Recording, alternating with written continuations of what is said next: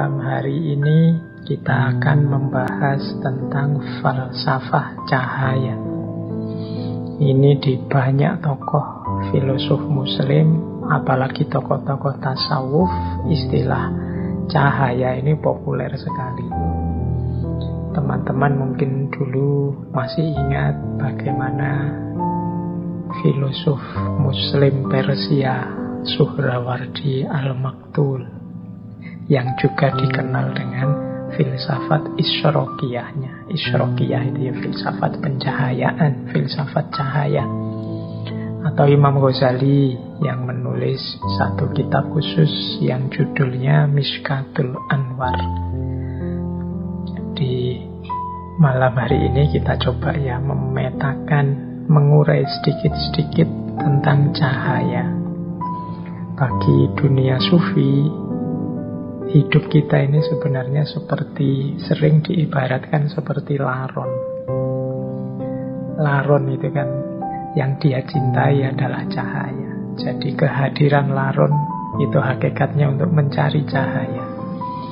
Meskipun nanti setelah ketemu cahaya, resikonya adalah dia kehilangan sayap-sayap kebanggaannya, bahkan kehilangan nyawanya setelah dia bersatu dengan cahaya. Ini oleh para sufi sering dianalogikan dengan perjalanan seorang sufi yang mencapai puncaknya, bertemu Allah sehingga lenyaplah egonya. Ini makna yang paling populer tentang laron dan cahaya di banyak syair-syair sufi. Baik, teman-teman, kita mulai dari yang paling dasar dulu ya. Kita cek dulu apa itu cahaya. Ya, kalau dalam bahasa Arab, cahaya itu istilahnya adalah nur. Nur itu secara sederhana didefinisikan sebagai al-zahir bidhatihi al-muzhir liwairihi. Al-zahir bidhatihi itu sesuatu yang terang atau tampak pada dirinya sendiri, dan al-muzhir liwairihi itu sesuatu yang membuat yang lain tampak atau terang. Kalau ada cahaya itu kan dirinya sendiri bercahaya, yang sekelilingnya juga bercahaya. Lampu misalnya, lampunya sendiri itu kan terang, bercahaya. Itu namanya al-zahir. Yang sekelilingnya akhirnya juga ikut kelihatan karena ada cahaya tadi. Itulah al-muzhir. Jadi ada al-zahir, ada al-muzhir. Itulah dua karakternya cahaya.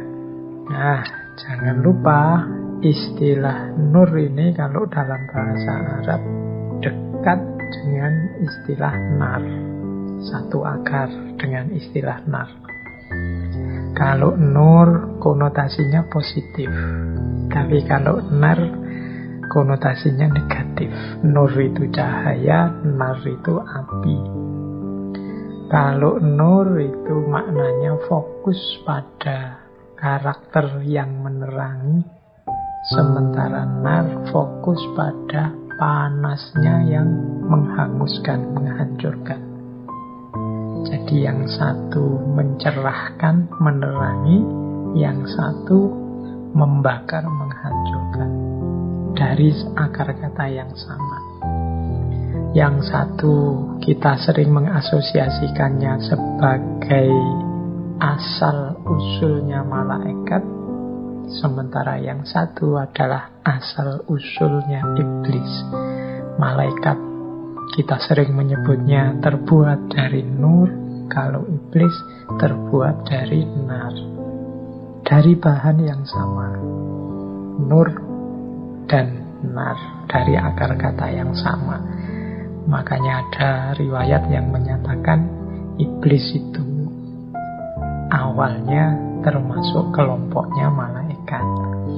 Nah, ini silahkan silahkan teman-teman yang tertarik bisa dikaji secara etimologis, bisa digali kedekatan maknanya secara semantik, semiotik antara nur dan nar. Kapan cahaya bisa berubah jadi nar, jadi api. Padahal harusnya cahaya itu menerangi, tapi dalam kondisi tertentu dia akan berubah jadi nar. Dari nur menjadi nar. Atau bagaimana kita mengolah dimensi nar dalam diri kita berbuah jadi nur. Ini filosofinya bisa digali tersendiri. Jarak antara nur dan nar. Nah, kalau teman-teman tekun menggali dalam Al-Quran, ada banyak sekali ayat-ayat yang menggunakan kata nur juga nar. Tapi nanti jumlah kata-kata nur itu jauh lebih sedikit daripada jumlah kata nar. Silahkan teman-teman nanti meneliti ya, aspek semiotiknya, aspek kebahasaannya.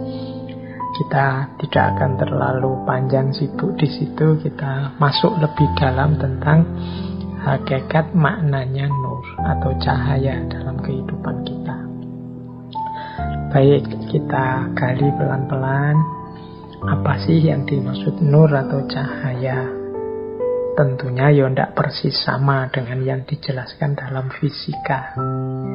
Jadi istilah-istilah cahaya itu baik dalam Al-Quran, dalam hadis, atau dalam wacana-wacana tasawuf, itu kan jenisnya metafor. Jadi memaknainya tidak bisa letterlek, tidak bisa dibayangkan langsung seperti lampu apa, dibayangkan langsung seperti senter gitu, enggak. Tapi dia metafor.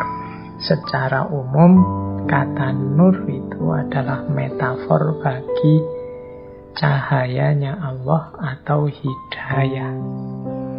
Maka nanti banyak ayat-ayat dalam Al-Quran itu ketika menggunakan istilah nur, itu maknanya macam-macam. Karena hidayah Allah pada manusia itu bentuknya bisa macam-macam. Saya tidak membacakan satu demi satu ayatnya. Ya saya kasih contoh, misalnya surat Al-Baqarah ayat 257. Allahu waliyul ladzina amanu yukhrijuhum minaz-zulumati ilan nur.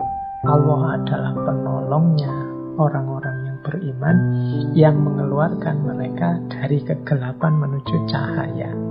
Nah, ini kan dari kegelapan menuju cahaya itu bukan kok terus dari tidak ada lampu nyari yang ada lampunya, tapi dari kebingungan hidup, dari tidak adanya sandaran, dari kehilangan rujukan kebenaran menuju cahaya. Berarti cahaya ini bisa dimaknai sebagai hidayah. Jadi petunjuk dari Allah. Allah yang mengeluarkan mereka dari kegelapan menuju cahaya.